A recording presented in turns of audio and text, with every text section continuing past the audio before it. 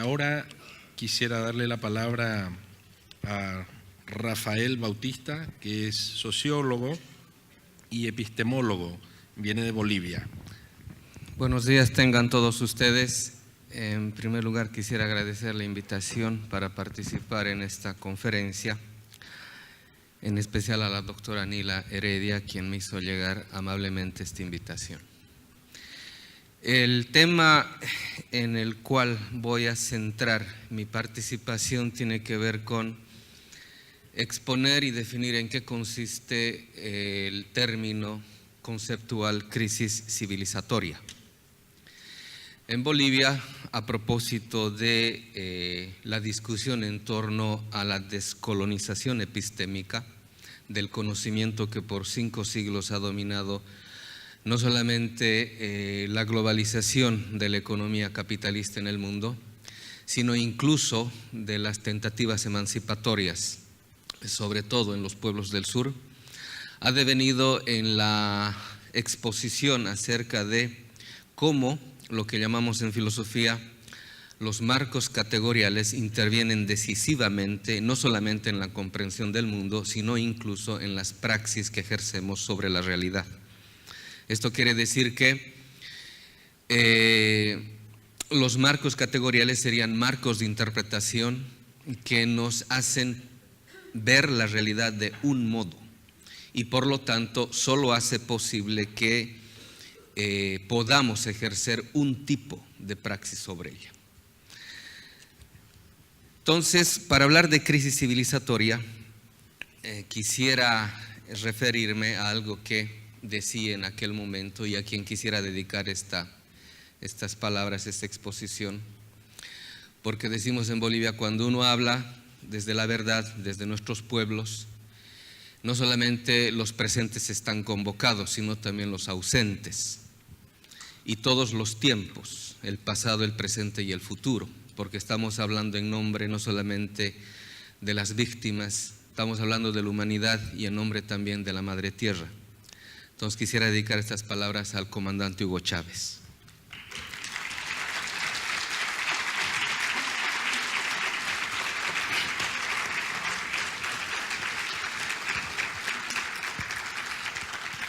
En una de sus alocuciones, él señalaba lo siguiente: se habla de crisis en la política, crisis financiera, crisis económica, crisis moral, y él decía, eso es la crisis perfecta. Estamos viviendo la crisis perfecta. ¿Pero qué quiere decir la crisis perfecta? El capitalismo, para vivir, para reproducirse, tiene necesariamente que generar crisis continuas.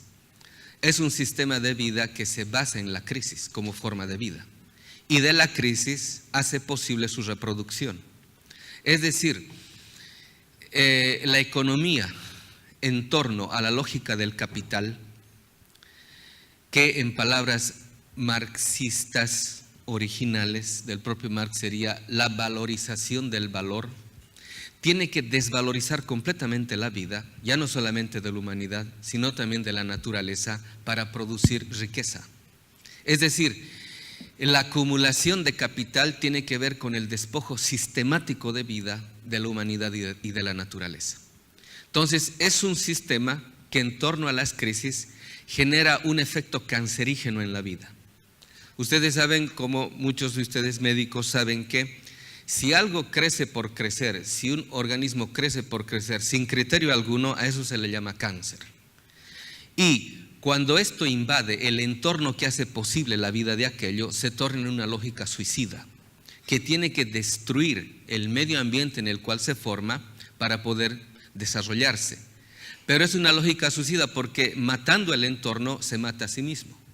Entonces, ¿quién describe de mejor modo esta tendencia suicida del capital que en 3 siglos de expansión mundial está haciéndonos experimentar situaciones que nunca jamás había vivido la humanidad, que es básicamente la posibilidad de que la vida sea imposible en un futuro cercano? Entonces voy a citar El Capital, en el tomo 1, una frase que nos va a graficar de modo, si ustedes quieren,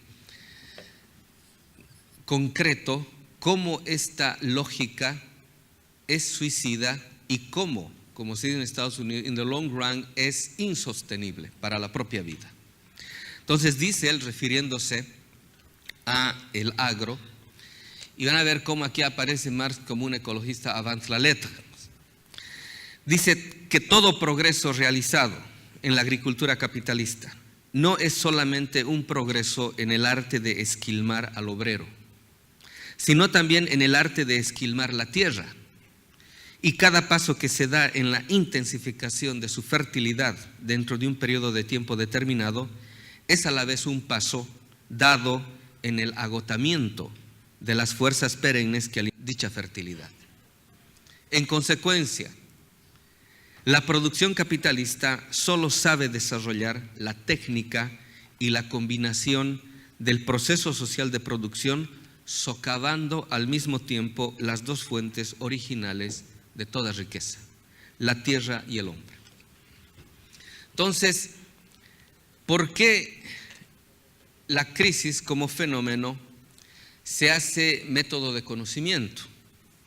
Que es la metodología que expone uno de los mayores intelectuales que ha habido en Bolivia, René Zabaleta Mercado, que nos podría verificar algo que continuamente en nuestras vidas nosotros vivimos y sin darnos cuenta, desde ahí se puede empezar a no solamente analizar, sino reflexionar en torno a lo que consiste la forma de vida que por 5 siglos ha dominado el planeta y que ha entrado ahorita en una crisis terminal y está mostrando sus limitaciones y con ellas está arrastrándonos a una situación, lo que llamamos un punto de no retorno, la famosa crisis climática, que los países del primer mundo prefieren llamar cambio, como si fuese algo natural a lo cual deberíamos nosotros adaptarnos, cuando es más bien el capital el que debería de adaptarse a la vida humana y a la naturaleza. Entonces, la crisis como método de conocimiento surge a partir de la constatación de que la forma de vida, el horizonte cultural y civilizatorio que hace posible el sistema económico capitalista es aquello que hay que poner en cuestión y en definitiva es aquel horizonte cultural que necesitamos poner en tela de juicio. Porque el sistema económico capitalista es la expresión económica de esa forma de vida que como proyecto de vida se ha expandido desde la conquista del Nuevo Mundo por las potencias europeas y después por Estados Unidos y que ahora aparece como una condición natural que la humanidad habría arrastrado en su proceso evolutivo. La modernidad como forma de vida, como horizonte cultural y civilizatorio, desde el cual es posible el sistema económico capitalista, es algo que la izquierda, el socialismo, nunca ha puesto en cuestión. Y por eso la crítica solamente economicista a la lógica del capital resulta fragmentaria, porque no se toca el horizonte desde el cual es posible una economía que para producir debe sistemáticamente destruir la fuente de donde emana todo lo que hace posible la vida. Para que esta idea de que para producir hay que destruir sea posible, necesita un horizonte cultural que permita concebir aquello como racional. Entonces, ¿cómo nace la modernidad y cómo se impone como patrón cultural en todo el mundo, sobre todo a partir de la conquista del Nuevo Mundo? Es a partir de la devaluación de la naturaleza en objeto. Hasta antes de la cultura moderna, ninguna civilización, ninguna cultura jamás había concebido a la naturaleza como objeto. Para que la naturaleza sea concebida como mercancía, como explotable, primero tiene que sufrir una devaluación conceptual para que ésta aparezca como objeto a disposición. Mientras esto no es posible, tampoco es posible su explotación y misericordia. Entonces, este proceso que por lo menos dura 8 siglos en Europa, cuando la cristiandad latina sube al norte de Europa y produce la secularización de los entes, entre ellos la naturaleza, va a ser posible que a partir del siglo XII hasta el siglo XVII, cuando ya el capitalismo es experiencia sistémica dentro de la experiencia económica europea, va a ser posible que esta devaluación de la naturaleza haga posible su concepción en términos de mercancía. Y cuando la naturaleza es concebida en términos de mercancía, es cuando es posible su explotación. Consecuencia directa, la devaluación de la naturaleza, porque de ahí emerge la vida. La naturaleza es femenina, consecuentemente es la devaluación de la mujer. Entonces, el capitalismo, para reproducirse y desarrollarse, tiene que negar completamente la dignidad humana. ¿Y cómo la niega? Empezando por donde emerge la vida. Tiene que negar la dignidad de la naturaleza. Por eso, para el capitalismo y para la ciencia moderna, la naturaleza es cosa, es objeto, no tiene dignidad. Y como no tiene dignidad, es un objeto a disposición, de lo cual puede hacer uso sin tener el más mínimo de problemas concienciales. Solo así es posible una economía que para producir debe necesariamente destruir todo el entorno vital que hace posible la vida. Entonces, si tomamos en cuenta de que entre ser humano y naturaleza hay una relación simbiótica, lo que le pasa a uno le afecta al otro, el capitalismo rompe eso. Y rompiendo eso, desequilibra las condiciones básicas que hacen posible la vida en general. Por eso es una economía insostenible in the long run. Pero como el primer mundo y como el centro hace posible un desarrollo exponencial, tan dinámico, tan espectacular, que desde la primera revolución industrial impacta de tal modo a la humanidad que todos creen que hemos llegado al estadio en el cual es posible satisfacer todos los deseos humanos. Impacta de tal modo la revolución industrial porque como nunca es posible producir abaratando costos de manera tan exponencial. Y esto es lo que hace posible su expansión rápida.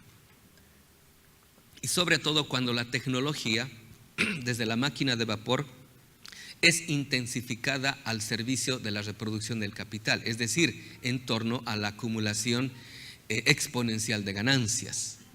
Entonces, aparece la primera, o le vamos a decir, el primer prejuicio, el primer mito que se inventa la ciencia moderna, el famoso progreso infinito. Desde el 1972, cuando aparece el librito Límites del Crecimiento, de Dennis y Donella Meadows, del MIT, que es el informe al Club de Roma, se dice que el crecimiento no puede no tener límites. Pero sabemos todos que sin crecimiento es imposible el capitalismo. El capitalismo necesita crecer continuamente de modo exponencial. No en vano, Einstein alguna vez decía: el problema actual de la humanidad es que no comprende el factor exponencial. ¿Qué quiere decir esto? No es posible, ni siquiera lógicamente pensar que es posible un progreso infinito sabiendo que las bases reales de aquello, la naturaleza y la humanidad, son finitos. No es posible sostener un progreso de carácter infinito en bases reales que no son infinitas, sino son finitos, se pueden agotar, se pueden acabar. Entonces, el mito central por el cual nace la ciencia moderna entra en autocontradicción performativa. No es posible sostener un progreso, un desarrollo, un crecimiento de carácter ilimitado e infinito, sabiendo que lo que hace posible aquello no tiene ese carácter. Por lo tanto, esta autocontradicción nos sirve para evidenciar cómo toda la dinámica que desenvuelve la lógica de producción del capitalismo tiene necesariamente que nacer y entrar constantemente en crisis. Cómo el primer mundo sostiene su estabilidad sabiendo que en el fondo está generando crisis, exportando sus crisis al tercer mundo. Y siempre ha hecho aquello desde que el capitalismo empieza a expandirse. Todas las contradicciones las exporta al tercer mundo. Por eso ellos pueden tener bellas carreteras, pueden tener lindos paisajes, pueden tener urbanizaciones espectaculares, pueden tener toda la riqueza que nos seduce diariamente por la televisión a costa nuestra. Pero esto tiene también un punto límite. Y la crisis climática está demostrando aquello. Es decir, vivimos un entorno simbiótico en el cual todo está relacionado.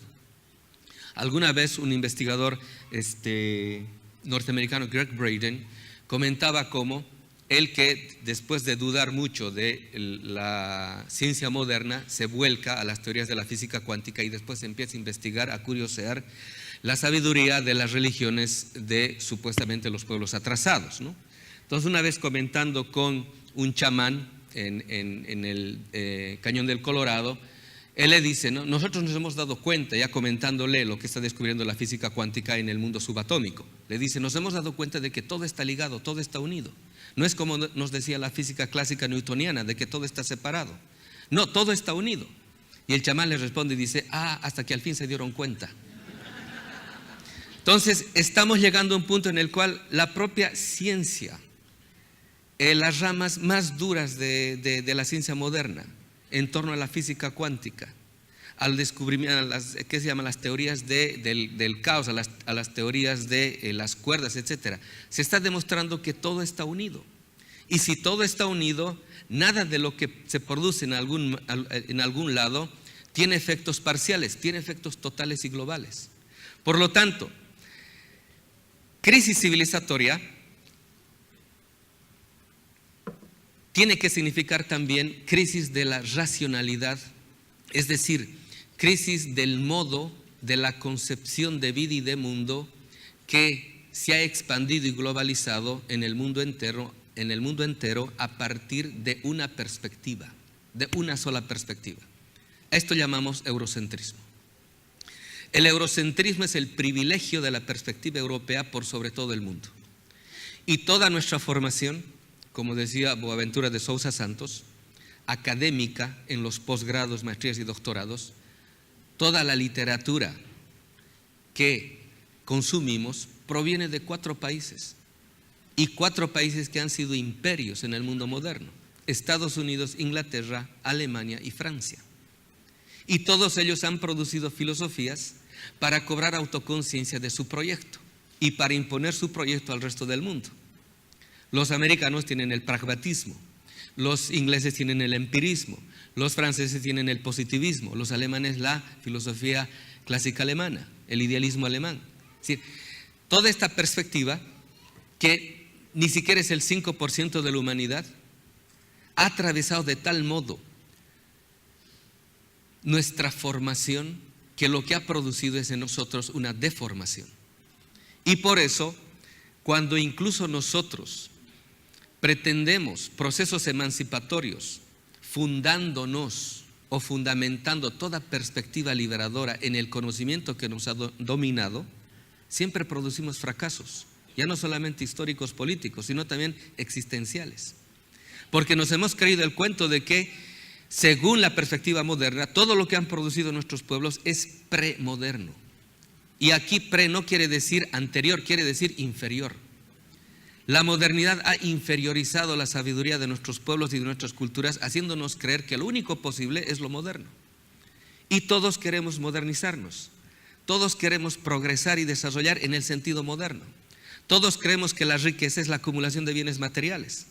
Pero ¿de qué sirve que tenga todo si mi vida no tiene sentido? Entonces, lo que ha entrado en crisis es el sentido de la vida.